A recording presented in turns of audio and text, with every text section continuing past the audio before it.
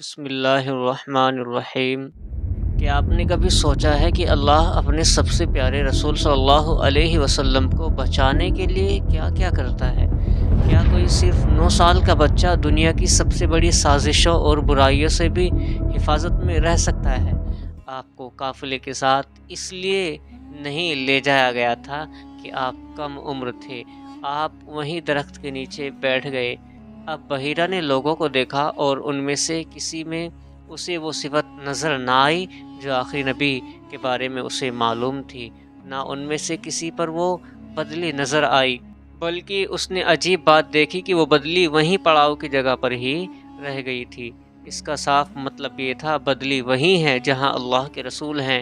تب اس نے کہا، اے قریش کے لوگوں، میری دعوت سے آپ میں سے کوئی پیچھے تو نہ رہ گیا؟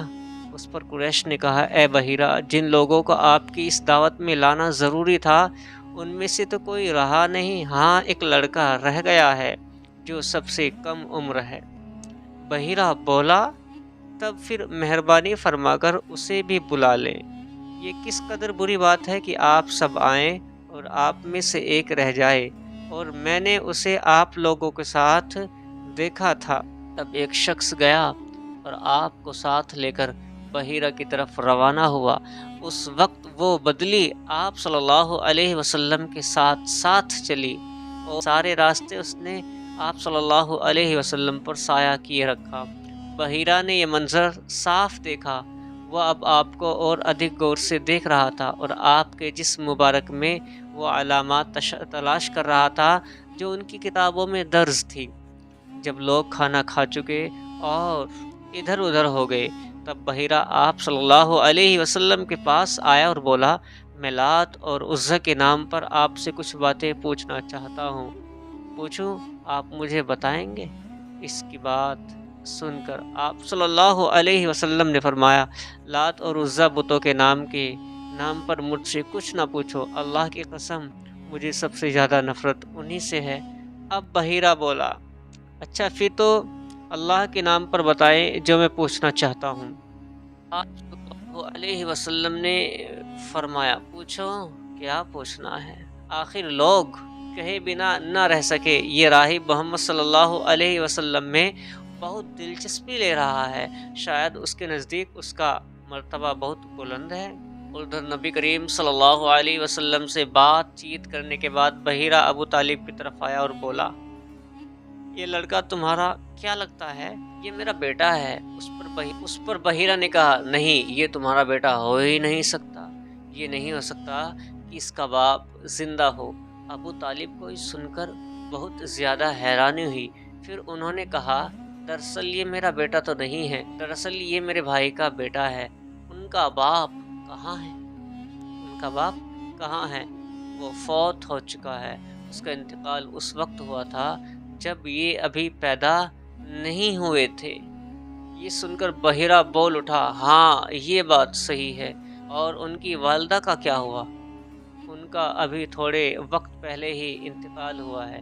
یہ سنتے ہی بحیرہ نے کہا، بالکل ٹھیک کہا، اب تم یوں کرو کہ اپنے بھتیجے کو واپس وطن لے کر جاؤ، یہودیوں سے ان کی پوری طرح حفاظت کرو، اگر انہوں نے اسے دیکھ لیا اور ان میں سے وہ نشان دیکھ لیے جو میں نے دیکھے ہیں تو اسے مارنے کی کوشش کریں گے۔ تمہارا یہ بھتیجا نبی ہے، اس کی شان بہت بڑی ہے، اس کی شان کے بارے میں ہم اپنی کتابوں میں بھی لکھا ہوا پاتے ہیں، اور ہم نے اپنے باپ دادا سے بہت کچھ سن رکھا ہے۔ میں نے یہ نصیحت کر کے اپنا فرض پورا کر دیا ہے، اور اسے واپس لے جانا تمہاری ذمہ داری ہے۔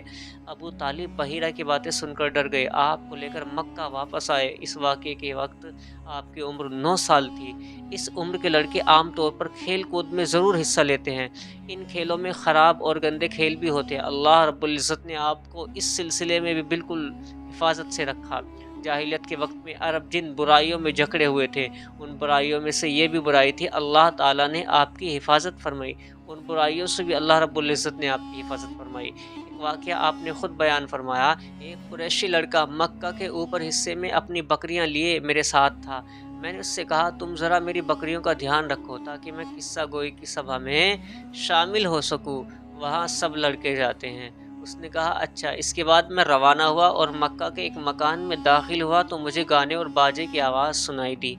میں نے لوگوں سے پوچھا، یہ کیا ہو رہا ہے؟ مجھے بتایا گیا فلاں انسان کی بیٹی کی شادی ہو رہی ہے۔ میں نے اس طرف دھیان دیا ہی تھا کہ میری آنکھیں نیند سے جھکنے لگیں، یہاں تک کہ میں سو گیا۔ پھر میری آنکھ اس وقت کھلی جب دھوپ مجھ پر پڑی۔ آپ صلی اللہ علیہ وسلم اس لڑکی کے پاس پہنچے تو اس نے پوچھا، تم نے وہاں جا کر کیا دیکھا؟ اسے واقعہ سنا دیا۔ دوسری رات پھر ایسا ہی ہوا۔ مطلب یہ کہ قریش کی جو بیکار کی جو میٹنگ ہوا کرتی تھی، اللہ تعالیٰ نے آپ کو ان سے حفاظت میں رکھا۔ قریش کے ایک بت کا نام بوانا تھا۔ قریش ہر سال اس کے پاس حاضری دیا کرتے تھے، اس کی بہت عزت کرتے تھے، اس کے پاس قربانی کا جانور ضبط کر کے سر منڈواتے، سارا دن اس کے پاس اعتکاف کرتے۔ ابو طالب بھی اپنی قوم کے ساتھ اس بت کے پاس حاضری دیتے۔ اس موقع کو قریش عید کی طرح مناتے تھے۔ ابو طالب نے نبی کریم صلی اللہ علیہ وسلم سے کہا، بھتیجے آپ بھی ہمارے ساتھ عید میں شامل ہو؟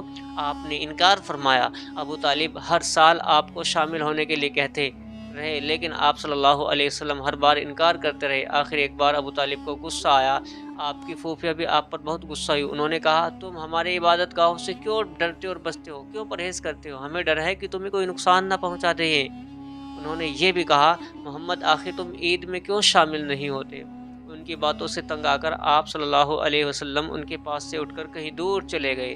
اس کے بارے میں آپ فرماتے ہیں، میں جب بھی بوانا یا کسی اور بت کے نزدیک ہوا، میرے سامنے ایک سفید رنگ کا بت بہت قد والا انسان ظاہر ہوا۔